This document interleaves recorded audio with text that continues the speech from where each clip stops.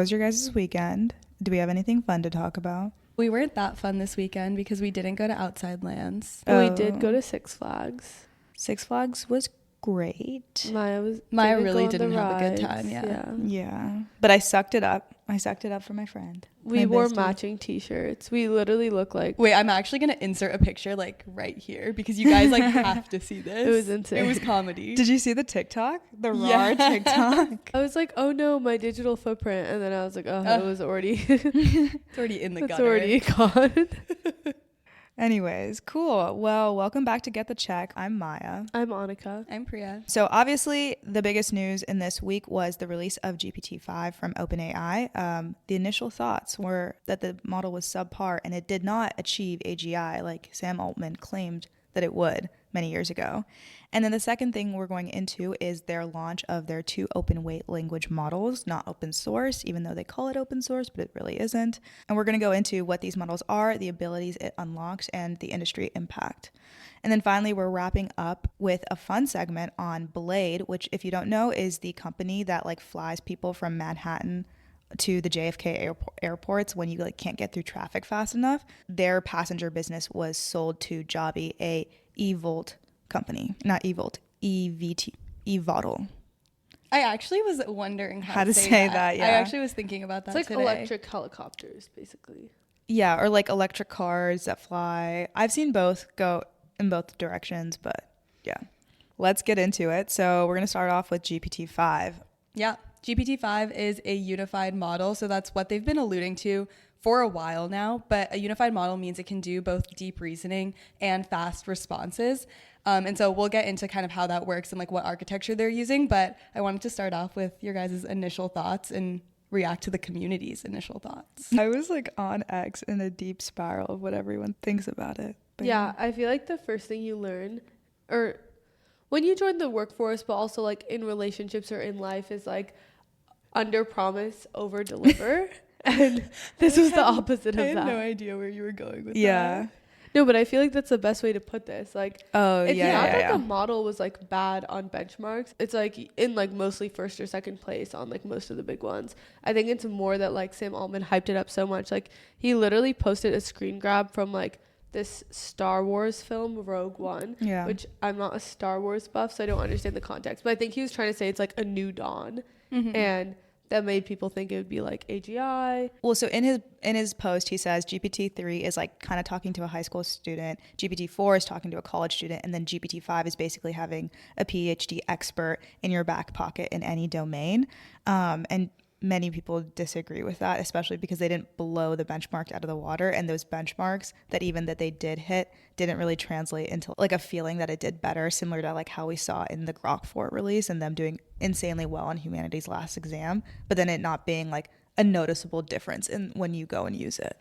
Yeah, I feel like my take on it is that it's clearly an incremental improvement, and there's a lot of things they did do well, both from their perspective, like for their business, and also for consumers. Like I think not having to choose which model to use does provide like a better user experience, and like their pricing's better and all of those things. And so there's like a lot of these incremental improvements we see, but like because they overpromised, like no one was like that impressed by it. And the call sheet markets were not impressed by it either. No, because they I were put some money into the GPT-5 launch, and let's just say I don't have it anymore. Yeah. Didn't it drop from like 75% to like 14 in an hour? Yeah, and like the thing is, like I got in when it was at like 40%, so I actually made a decent amount on it when I was looking at it in the morning. But what can you do? Yeah, did you know in September 2023 he like said AGI was achieved internally, and that they like are super confident on how to build it, and it's like he's basically been alluding to that for the last 2 years. When they released GPT-4 back in 2023, like they were like, yeah, AGI is like clear line of sight, and then like this GPT-5 release was supposed to be that.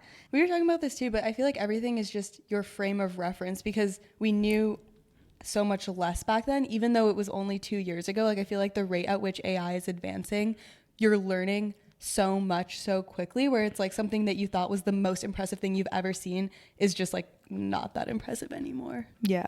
There's this like really popular post in Reddit where someone goes, here are my realizations after GPT-5. And the person says, Claude is pretty awesome. I'm a lot less concerned about AGI 2027. GPT-5 is just about lowering costs, and Sam's Death Star pre-launch hype image was really about the size of his ego and had nothing to do with the capabilities of GPT-5. And this like went viral. I feel like all of that's pretty spot on. Yeah. Yeah. I will say I also think that AGI, like I also like you're no longer crashing out. Basically, she's trying to say she's I'm no longer crashing out because I think like I was I was actually really worried about the GPT-5 launch, and like I honestly you were thinking about it. I wanted it to flop. Oh, well, you could have told me that. Like, wait, I agree. It's like a little relieving. It's like, oh, like I am still like, worth. Maybe there are like some diminishing returns here. Yeah. Well, it's just like I feel like I'm like I care a lot about my brain. Not this conversation again. Maya still has value. And then I was like worried my brain is gonna have no value after GPT-5, but it does. So yeah, you know, we actually used it internally, and we decided not to use it anymore. Like we went back on your enterprise account. I thought they didn't roll it out yet. No. For our underwriting models, we use an LLM, and like we tried GPT-5, and like in the engineering doc, it's like, yeah, not as good. Rolling back. All the do you guys use Claude? Yeah. I feel like everyone uses Claude on their LLMs because they're the best. Yeah. Cool. But yeah, should we get into like actually what it is? Yeah. So I guess we alluded to this earlier, but their unified model basically combines the reasoning that their O series traditionally has with like the fast responses that you just get from like GPT. And the way they're able to do this is they have a real-time router, and it's like the first time they've done something like this where when you prompt ChatGPT, for example, it'll look at your prompt and then decide like how much thinking it needs to do. If it looks at it and needs more time, then it'll go like the reasoning route. And like I've tried this out, and it actually like low-key takes a really long time. And then if it doesn't need that, it'll give you like a quick response. Yeah. And then I think there's like a button that they released that says get answer faster. So you can like tell it to like specifically route to, I guess, like the faster version of the GPT-5 model. But a lot of people are talking about how GPT-5 is like a unified system and not necessarily a single model, because we don't really know like the complete architecture of the model underneath. And OpenAI is probably purposefully hiding it. As they do. Yeah. So it gives like specifically researchers and developers less access to like having a choice, which might be, I don't know, less ideal. And I think they're experimenting with how the market reacts to this. They've also just talked about like simplifying UI for a long time, and like the fact that it's been a bad experience. So I feel like this helps with that. Yeah. And they might reach a middle state where like their product UI, like their chatbot and stuff, or like their front end layer doesn't give you the option, but then, you know, their APIs give you the option. But it's unclear. But did you know 3,000 people petitioned to bring the old models back because they didn't like it? And then they got it back. Yeah. So GPT-5 was supposed to be like the move where they deprecate all of their old models, and then that didn't work. And so they brought back 4.0 temporarily. Yeah. And I think people were crashing out on the Reddit like AI relationship subreddits. Oh, really? Being like, Max isn't the same as he used to be. Moving on to how GPT-5 benchmarked, which I think there were really high expectations. And I think big picture, it is like ahead of the pack, I would say, like overall, but it's not expected to be in that position for more than like a couple of months. And Grok 4 Heavy was already better on like certain benchmarks like ARC. Yeah. I feel like benchmarks over time also just mean less and less because we care about different things that like when those benchmarks were created, it's just like we don't care if it can do math problems anymore, you know? Yeah, there's a lot of disparity between how models perform on benchmarks versus how models feel to the actual consumer, and no one's really sure what the gap is and how to close that gap, like how to come up with a benchmark that makes more sense or like feels more accurate. It's really hard, and the best, honestly, seems like the best option is still crowdsourcing benchmarks, like just people's internal rating, because that is the closest you can get to how someone feels. And so, yeah, it's going to be this continuous battle of like an OpenAI or an Anthropic or an AI lab doing some evals based on different benchmarks, because you can run them before you even release them, and then you just have to wait and see how the public responds. I'm sure internally they're going to also probably focus on figuring out how it feels to consumers. And clearly it's not doing that well because they had a major graph mishap during their live stream. Yeah. And it was so funny because I actually was watching the live stream and saw the numbers and I was like, no, like I must be wrong. Like I must be the problem here. Like basically the graphs, they had like the number like 69 or something, like lower than 52. Yeah. No, I would also think I'm wrong. Like I didn't notice in the live stream. I noticed when people were talking about it, but like how is OpenAI on the launch of GPT-5 going to make a mistake that like an investment banking intern would get fired for? Yeah. No, I actually don't even know what like I more actually to say. think There's if you too much made that trust graph, in AI. Do you think they just generated the graph through AI and like no one looked at it? But like there's no way they didn't practice the presentation, right? So then it's like I'm confused. I don't know. Had to I'm have just used trying. ChatGPT because I feel like that is the only thing that would produce a graph like that. Because if you use like any graphing tool, it won't even be possible for you to make that mistake. Well, he also did respond to it, and it definitely like was that they were just using AI because he was like GPT-6 will fix this. He made a little joke out of it. Yeah, like he made a joke on X. I think it literally like the actual tweet was when GPT-6 and it was like a joke, like it was like a meme. Damn. Yeah, I also like going back to the benchmarks thing. I think part of why they've also become less valuable is because like how different models are scoring is so close together. Like GPT-5 on Sweetbench Verified was 74.9, and then Claude Opus 4.1 was 74.5.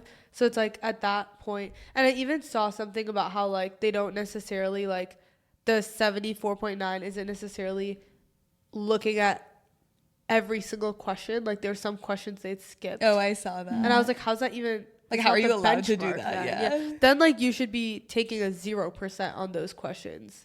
Oh, yeah, you should. Yeah. Like I think it was only like 77% of questions on the Sweetbench Verified benchmark that they even answered, and then they took the score out of that 77%. Oh, is that normal for other like evals? Like did Claude Sonnet do that as well? I don't think so. Oh, okay. I'm not 100% sure. But just to say, like, if there's less than a percentage point difference, then I feel like that's not meaningful to begin with. Yeah. Yeah. I think coding was where it was actually better though, right? Like apart from like the Sweetbench test, just like their coding capabilities in general was what people were the most impressed by.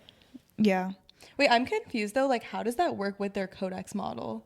Like are they just separate? Yeah, actually, because they do have a specific codex model for codex. So I don't know. Because they don't have any other version of like a coding tool, like where you can switch out any of their models to like respond. Yeah. I guess we'll see. Another thing about the model is that there was a larger context window. So they now accept 400K tokens, which is equivalent to around 300K English words. And some people say that this is basically like a 600-page technical manual. So that gives you an idea of like how much you can put into it, which like in theory like increases the memory of a model, because like memory for like using a model is just like pasting the thing that like came right before it, or like taking like all of your entire thread and like summarizing it so that it can be within the window.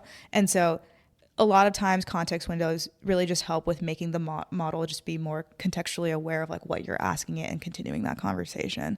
And so this will be helpful like on the product layer sense, but it doesn't mean we have actually figured out like memory for AI. But yeah, that makes sense. Yeah, and then I think this all goes into a larger conversation about what this means for OpenAI's position, like overall in the industry. Like for a while, I think like on the consumer side, like they still do have 700 million users, as Sam Altman said in the announcement, and like 5 million paying enterprise users. So it definitely is like still the brand that consumers, I feel like, recognize most outside of like the AI tech bubble. Yeah. I saw this one tweet that said like 99% of the population is going to be so excited for GPT-5 and 1% isn't. This was before a lot more of the backlash came out. This was like day one. And the reason why this person said it was just because like we're sitting in the 1% that is like deeply like in it, entrenched in it, like comparing the trade-offs between all of the other players versus like the long tail of users are just people that are like, oh, my chatbot got slightly better. But this tweet was before then people started to realize that the tone wasn't as welcoming as like they wanted it to be. I think the idea that people are kind of also pointing to is that are people in the over AI tech bubble like over like criticizing criticizing the GPT-5 release. And I think it's like honestly valid, especially when you have like a founder of like the leading AI lab saying that they're going to release AGI and pumping up all of like the valuations in the AI economy. All of the startups are getting higher valuations from the VCs because they expect higher returns because of this one player underpinning the value of all of these products.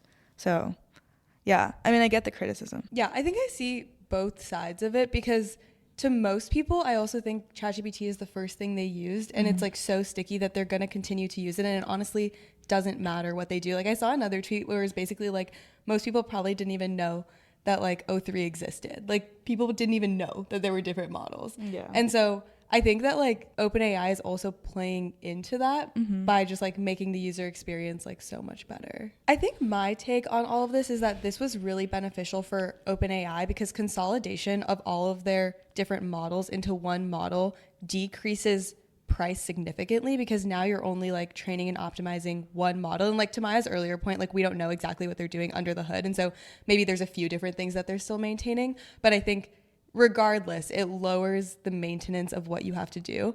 And like the real-time routing part of it actually lowers costs like significantly because now most queries that you ask ChatGPT, it can just like give you a quick answer. And so people that were using it for questions to think longer, you just like don't need to do that. And so like the idea is that it'll average out to be a way lower price. It also gives them like long-term margin flexibility, right? Like if in the future they need to become more profitable, like we've already seen other companies doing different things, like Anthropic has like stricter rate limits and like all of these different things. And another lever to pull there is just like routing more queries to like an easier model. Regardless, like I think right now everyone's giving them the benefit of the doubt where it's like probably based off of like what's best for the user, but like long term it probably won't be like that. Usually I feel like companies decrease transparency in these types of ways so that they can just like play around.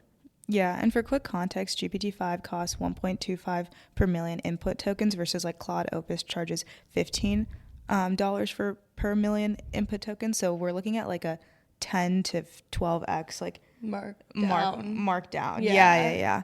That's significant, especially for like AI product companies when you're thinking about closing the product gap. I was researching this before, but for example, a cursor loses $5 for every dollar that they like make. And this is really because the inference costs of serving the models to the users are way too expensive. Like literally one time at work, someone ran a $5,000 query on Cursor and we didn't pay for it because we just pay like the classic subscription fee. But anyways, given that, like I think these companies are looking for that 10 to 100x margin gain on the model cost, and OpenAI is delivering that to them. And so what this means is actually more value in the AI product layer, which means more funding in the AI ecosystem in general. So I actually think like, yeah, people are going to be crashing out and being like, oh, we didn't reach AGI. Like, is this AGI hype like all over it? It's like, no, like there's actually still way more value to be delivered. Like capabilities always like precede like value, and I think we're still not sitting at the current value of what we have for GPT-4. Like I still don't think we've built enough products to like harness the full value of the models out there. And so this is all to say that like I don't really think it's like that big of a deal. I guess I'm just more frustrated with the like baity nature of like Sam Altman. Yeah, well, he kind of has to be like that, but but yeah, no, to your point, I saw people refer to it as like the intelligence that you can get per dollar and how that is going to be a metric going forward that like people are going to track. And it could basically start like an LLM price war because Gemini and GPT-5 are priced like pretty similarly. And then Opus 4.1 is like way more. Yeah. But then people still prefer Opus 4.1. Yeah. So they'll use it. But then at some point, like we are already seeing all the models converge and like basically get to the same point. And so like, what do you have? And it's like price. And then like to Annika's point, they can just like use that as a lever to like compete against each other. And so part of this release, like Sam Altman basically came out and said AGI is like losing its relevance, like the term is losing its relevance, and like GPT-5 isn't AGI, but like AGI is now going to have continuous learning and memory, and those are the things that's going to unlock AGI. Everyone thought that that GPT-5 was going to be AGI, and then he kind of moved the yardstick of like what it really means. And so I feel like people have been saying for a long time ASI is the thing for continual learning, and now I think they're redefining AGI as like ASI in a weird way. But I feel like it's, I don't know, I didn't really see many people react to this. Well, I also think it's like, who knows what'll happen, because like Meta could just like swoop in and like drop something and then define it for themselves. Yeah, I feel like what it really means is the fact that we're not seeing major leapfrog improvements because we're not seeing any algorithmic changes in these models just yet. Like GPT-5, they didn't talk about any sort of like unique architecture. Yeah. Like they didn't like push the boundary in any sort of way. They actually gave like very little detail into like how they built the thing. That little lack of detail makes me think that it's actually not the fact that they had something new, but that they didn't have anything new. Because like if they did have something new, they would almost want to like flex it a little bit. For sure. And you would see the difference. And so I think the bigger question that they're realizing is like, hey, our researchers aren't like making any breakthroughs right now that are like truly that big. And so we need to now focus a lot of our efforts on becoming profitable. Yeah. And they're all leaving, which is also tough. Yeah. What did they give? $1.2 million to each of them? Yeah. No. That's not 100 million. What? I said that's not 100 million though. It's not 100 million. It was 2 million, right? Over 2 years. Yeah. Cool. Well, moving on, we're going to go into their open weight model release. This happened a couple days before GPT-5, which was a little bit of a surprise to everyone because they didn't really say or allude to this coming out. But they released 2 open weight models. One is GPT OSS 120B, which is 120 billion total parameter, uses a mixture of architectures, and it activates around 5 billion parameters per token. And then they also have a smaller model which you can run on your MacBook Pro, called GPT OSS 20B, and that's 20 billion parameters, and it activates 3.6 billion per token. And both support 128K in the context token length, so that's like about a fourth of what we were talking about earlier, which is like, I don't know, like a 125 page report, which is still a lot. No, it is a lot. Yeah. And the biggest thing is that the 120B model, they say, achieves near parity with OpenAI's O4 Mini on core reasoning benchmarks. Now, a lot of people beg to differ because... Did you try it? I haven't tried it, but like people say that, again, it like reaches the benchmarks, but it feels very different. It like doesn't feel good enough. We can go into this later, but this is like pretty similar to a lot of other like open source models that are trained on like synthetic data. Which, this is like a whole tangent, so I actually don't know if I want to go into this right now. Yeah, we were like playing around with it at work because like when it came out, everyone was like freaking out, and we were like, oh, let's try it. And I honestly, you probably know, like I don't know what you have to download to like try it out, but my friend tried to download it on his work computer, and like our security like blocked it because apparently it was like downloading DeepSeek or something like that on our work computer, and so it was like literally like locking him out of like everything. It was so funny. Okay, yeah. I haven't tried personally. I also haven't tried it. I like don't care enough to try. I mean, I'm not building anything like right now that I care about. I think like the thing that was the most interesting to me was that it was a mixture of experts architecture, because it's like the same thing that DeepSeek released earlier with like R1, and I feel like on the podcast we've always talked about like why don't they just like take that approach too.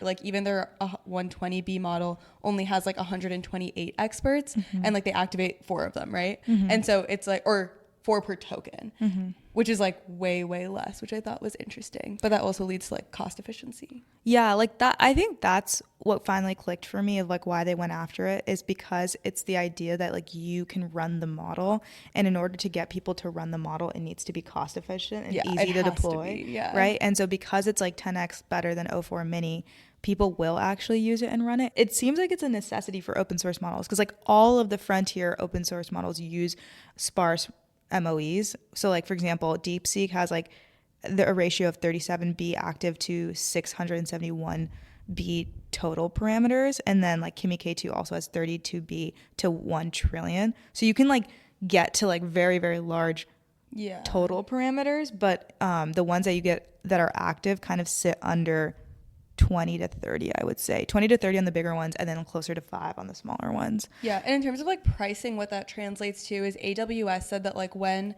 the model is served on Bedrock, it's 18x more price performant than R1. So like it's insane because you can actually cost efficiently run it. And like for their smaller model, I think you just need like a single consumer GPU, which like anyone can get. It's like not that hard to do. Like for the bigger model, I think you either need like what was it, an H100? An H100. Yeah, you either need an H100 or you need like multiple smaller GPUs. And so like maybe that's a little bit more difficult, but they're both like very accessible. Yeah. So then I was kind of getting into like, what are people actually going to use this for? Because I assumed that it would get used for research, but then there was this one blog post on Interconnects by Nathan Lambert, and he said, your favorite. Yeah, my favorite guy. Shout out. I love him. But he said that most researchers actually like to stick with the Quen models because they're a little bit larger. I actually don't even understand why, so I'm not even gonna try to think. But he said that the best model for researchers are dense base models from 1 to 7 billion parameters, and the fact that this is like a mixture of architecture model and not like a base model means that they can do less with it in research. I mean, yeah, I think they just did it because they felt like they needed to do it, and I'm sure, like we always said, they were probably working on it internally like this entire time, and it got to the point where like there was so much pressure. And I guess this gets into like why they did it, but there was so much pressure from like China, who's been releasing these models that everyone's been using. Also, the Trump administration like officially put out their AI action plan. Yeah. And so it's kind of like who's going to get to it first. And I think it goes back to like our previous conversation of OpenAI wanting to always be like the leader in the space. Yeah. Even if it's not necessarily like the best that they could do. It's like, I'm sure other people are going to follow in this path, but if they can be the first ones to do it, then they're the first ones people are talking about and thinking about. Yeah. And so in their blog post, they highlighted that they were really concerned about releasing open models because of safety. Like they thought that like people were going to like train these models to be like misaligned. They tried to train it so that it would help you in like biological attacks or chemical weapon attacks or whatever.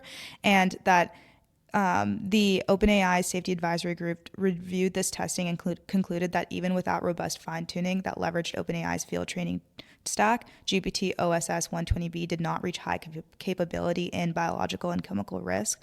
So they did a lot of like... it's not that smart. Yeah, because it's like... So one is like, people are like, is it not that smart? There is like a fine line that you can actually ride where you can try to make a really smart model, quote unquote, with synthetic data.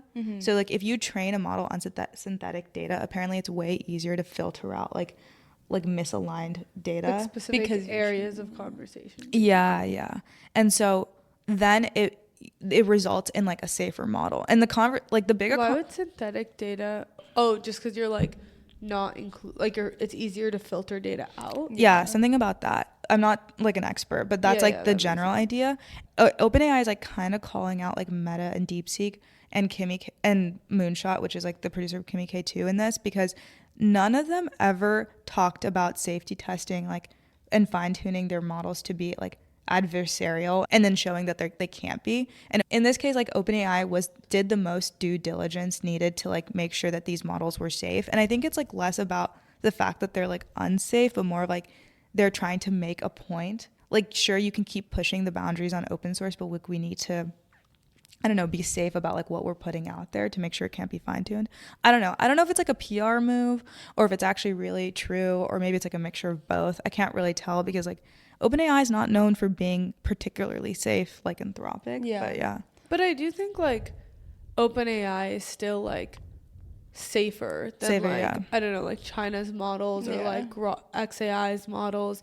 And I also think like if China is going to release like open source models anyways that are not very safe, then like the safety risk kind of decreases. Because if OpenAI is like so much far ahead of everyone, then open sourcing their models has like way more of a risk to it than if like comparable models that are less regulated have already been open sourced. They did to their credit, they satisfied the public image of like, hey, go release something open source and like let's bring back America. Part of winning the AI race is like winning the open source race, and then while also like satisfying the AI researchers who are like very worried about the safety, and also like Congress. Some people in Congress are also very worried about the safety too, that Trump just kind of like pushed to the side. But yeah.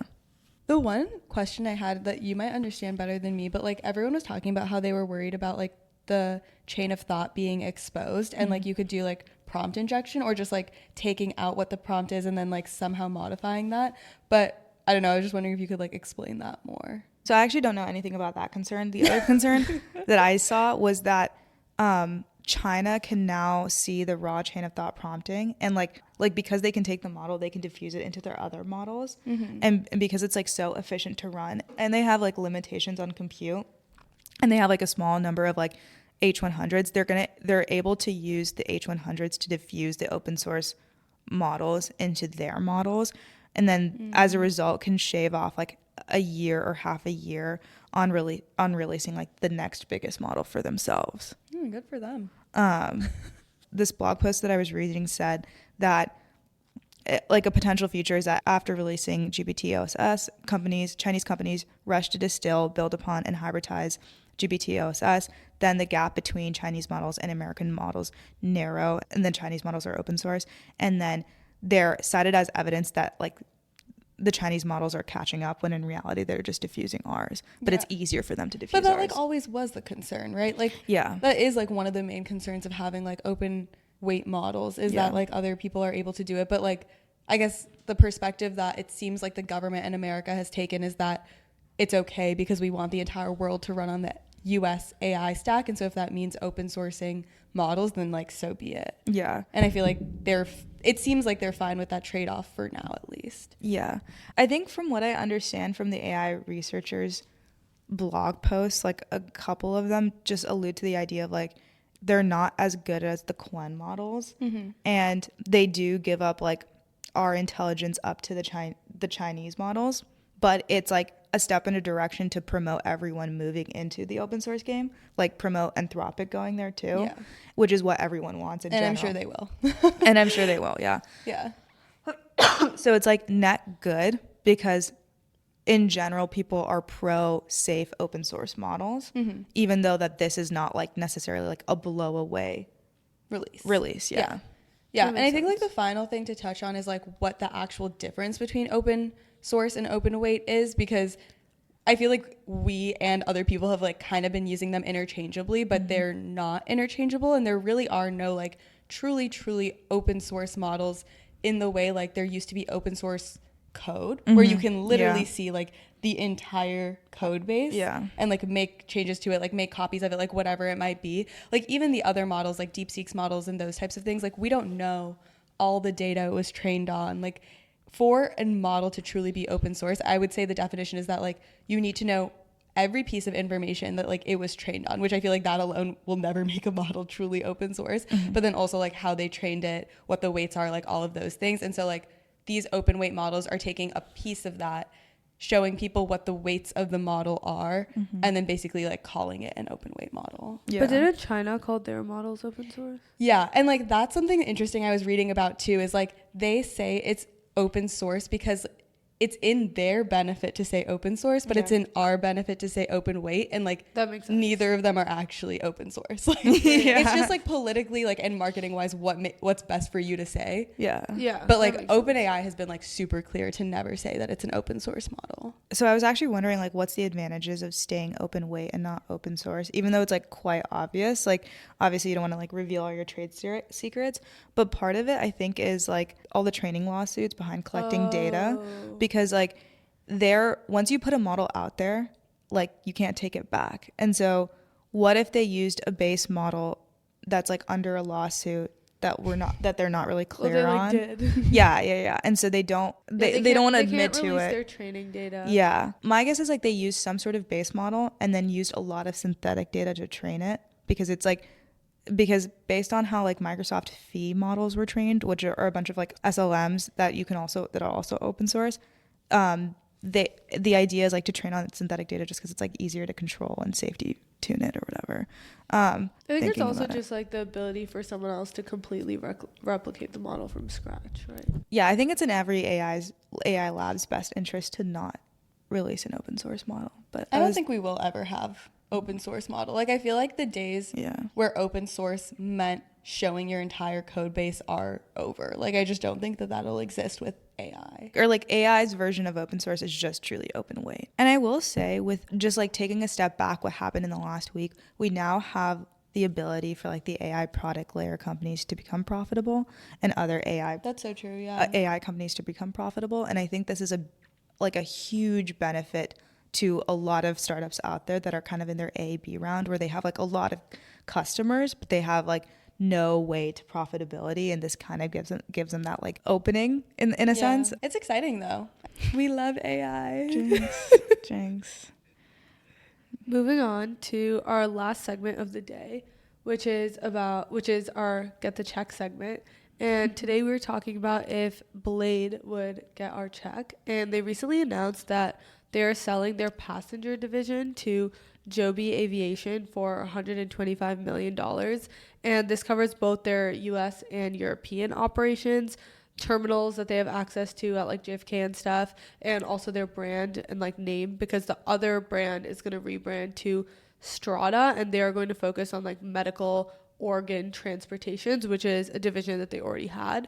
And this company like really became popular because everyone was like posting these like screenshots about how you could go from like Manhattan to JFK or something for like cheaper on Blade, which is like a helicopter service. It's like Uber for helicopters. It's like cheap. Yeah. You could go for cheaper on Blade than like Uber. And they also integrated it into the Uber app. Yeah. So it they literally saw that it was cheaper in the Uber app to like take a helicopter.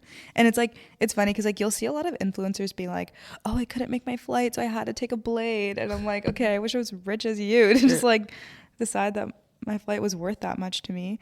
But yeah, so Joby is going to acquire them for, like Annika said, $125 million, and it'll give them access to their loyal customer base, which I think is like around 50,000 passengers so far. Like a year, yeah. Yeah, and going into their business model, they earned $102 million in revenue, but they only earned $3.6 million in profit in 2024. So they haven't really been able to like actually make this a viable business despite how long they've been around. I think since 2017. Also something. The fact that they're a public company. I mean, they did go public. They are? Yeah. Oh, I didn't even know that. They did go public via SPAC in like 2021. So I don't know how legit it is. Okay. But they are in fact a public business, and they are planning to stay public.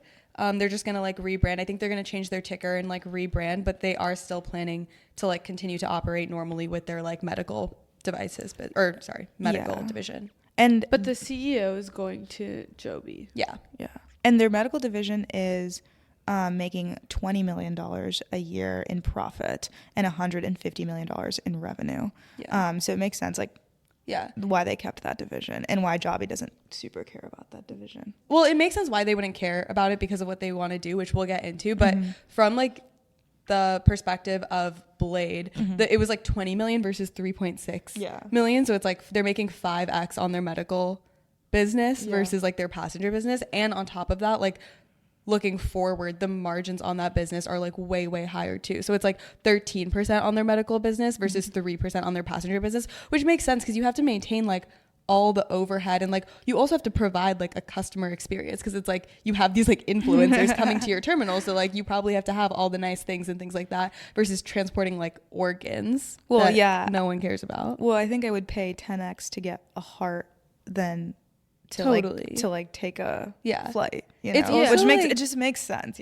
Like you'll always need organs to be transferred, and so it totally makes sense that like their passenger business isn't doing probably as well. There's also, it's like if Uber's had such a hard time becoming profitable and like that everyday person's taking it, like there's just like so much of a smaller TAM for like luxury helicoptering within like the same state. Like most of it was like, oh, like New York to the Hamptons. I was like, gonna say they're literally like always going to the Hamptons. Wait, you know where we saw Blade was at New York Tech Week last year?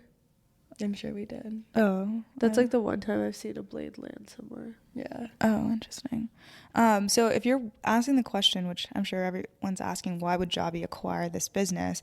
And it's because Joby is focused on building eVTOLs, EVOTLs. We're back to this conversation. Basically, they're just like aircrafts that are battery powered instead of using fuel, so they make them more cost efficient. And the idea is that flights should be around 30 to 40% cheaper than an average helicopter, and they're easier to maintain, they're easier to build, and so Joby is not there yet in terms of being commercially available. They've completed like 21 test flights in Dubai because it's very easy to, but they plan no regulation. No regulation. And they're 70% through the FAA regulation. But their plan is to like release to the public sometime in 2026 or like start some early version of commercial flights then. In Dubai. Yeah. And they also have been doing this where they acquired Uber Elevate in 2020.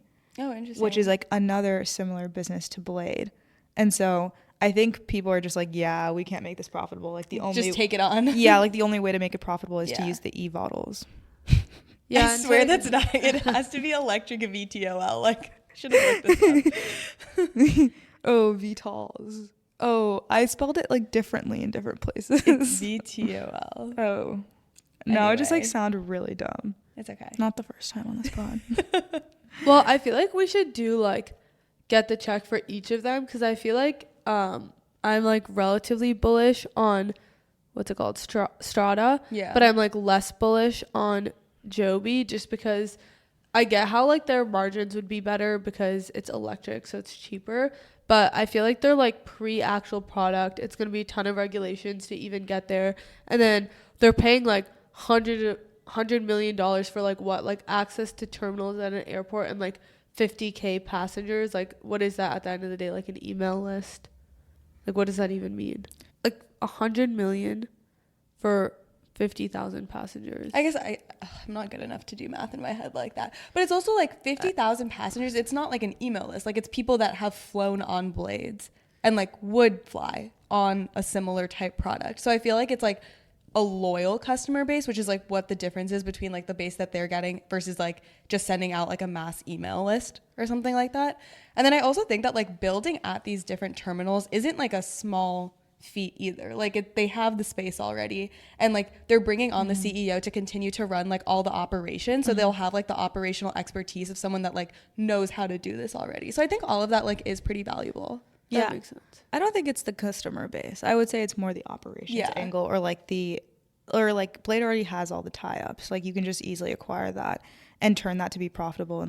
And the thing to note is that it's not like they're actually making cutting edge technology. Like China's been doing this. So China's leading eVTOL is the EH216S, and they have been operating full commercial flights. They offer ticketed commercial urban flights, and China's Civil Aviation Administration became the first agency to worldwide issue like certificates to allow people to do this, and they're like pilotless.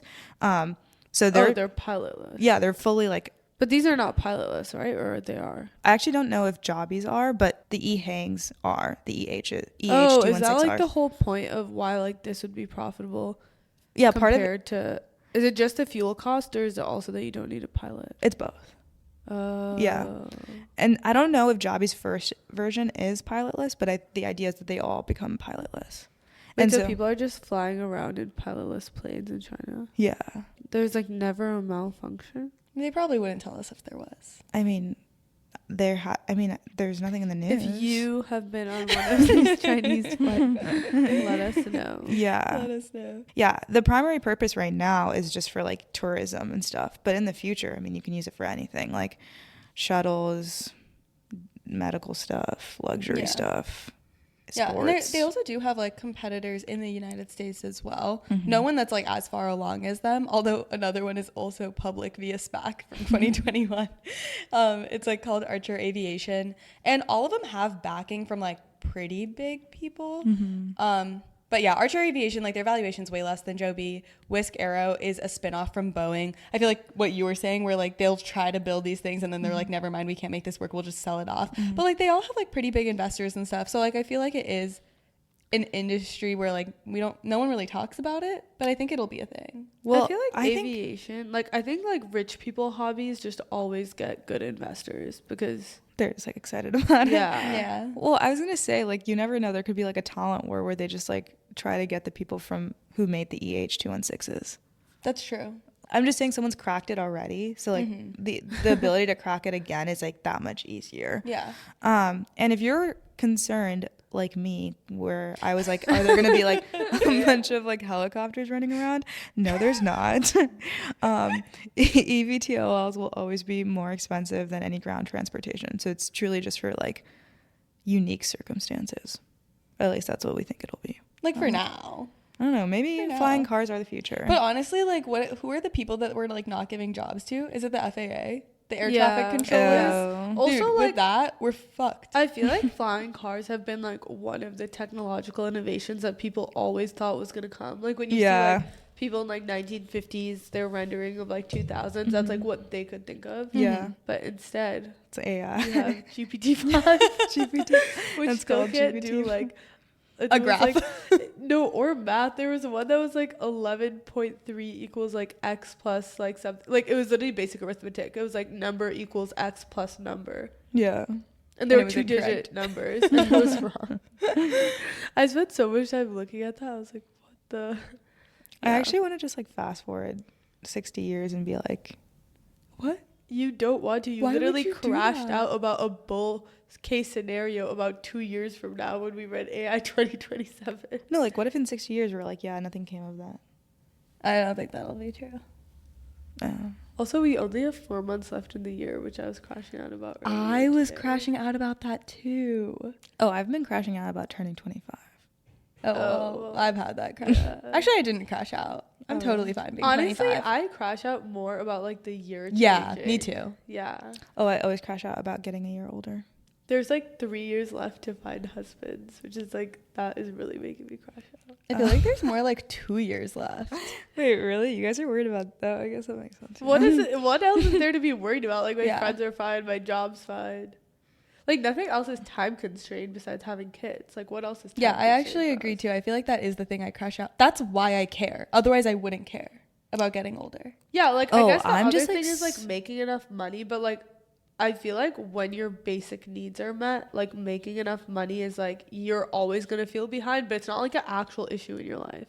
Yeah, I guess the thing that I crash out about is the fact that like, oh, we're not gonna go to like I just like want to preserve my youth longer. But we're not gonna what? We literally Like, go go to- drink on a boat every year, have the exact I same- know, but like No, it's I don't getting need that, far honestly. and fewer between. Yeah, And I'm totally fine with that. I'm like not okay with it. I'm like so Brie good and I, with that, want to honestly. be settled down. Meanwhile, we're not. Mine doesn't want to be settled. Everyone. No, like I want to preserve like I don't know, just like being stupid. No, for but do you longer. not think that like could you not see us like 20 years from now like on a boat, hopefully on a yacht 100%. in Europe drinking? Like Yeah, 100%. No, like that seems lit, but like I actually think like our life right now is more fun. There are moments where I agree with you. Like I feel like sometimes when we're all like on the same floor in the Brady by coincidence, I'm like, oh, this will like never happen 5 years from now. Yeah, like true. I'm crashing out about leaving the Brady. Even Yeah. though I want to go to the marina or like want to go to Pack Heights or whatever, right? Like I don't want to leave like what we have going on. aw. Yeah. We're like, you know what I'm saying? Like, No, yeah, I mean I just think there's like eras of life. there is eras And, of This life. is a good one though. Yeah, it this is is a good one. This is literally living the Friends episodes. I know. It is cute. It is really Like cute. you know, like where like Joey doesn't get off the couch or something like that because it's like I don't his remember seat. them enough. No. Oh, damn. Okay, well, On that note. okay, all right, bye. Bye.